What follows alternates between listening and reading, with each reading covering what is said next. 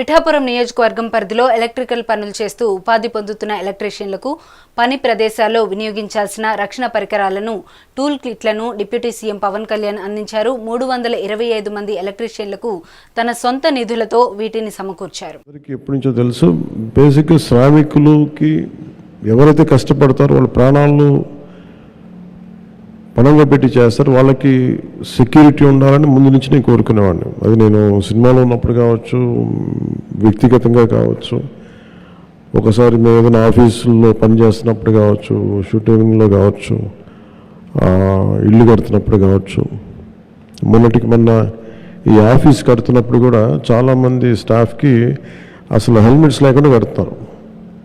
Election టైంలో నేను దృష్టి పెట్టలేకపోయిన తర్వాత అయిన తర్వాత చూస్తే అందరికీ సేఫ్టీ షూస్ ఒకటి, హెల్మెట్ అందరికి ఇవ్వడం జరిగింది.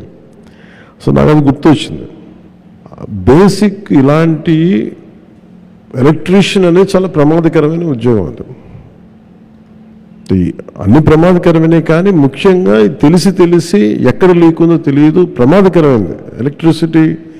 దానివల్ల ఎంత మనకు వెలుగిస్తుందో ప్రాణాలు తీసే శక్తి కూడా ఎలక్ట్రిసిటీగా ఉంది. అందువల్ల చాలా జాగ్రత్తగా ఉండాలి.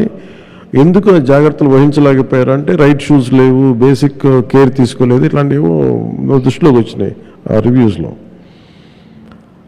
అదొక్కటే కాకుండా ఒకటి జాగ్రత్తలు తీసుకోకపోవడం వల్ల ఆయన ప్రాణాలు కోల్పోయారు, తద్వారా కుటుంబ సభ్యులకి సంపాదించే వ్యక్తిని కోల్పోవటం, అలాగే స్పర్ధలు కూడా రావటం, గ్రామాల్లో చిన్నపాటి గ్రామాల్లో స్పర్ధలు కూడా రావటం, అది ఇంకా ఇబ్బంది కలిగించేస్తుంది.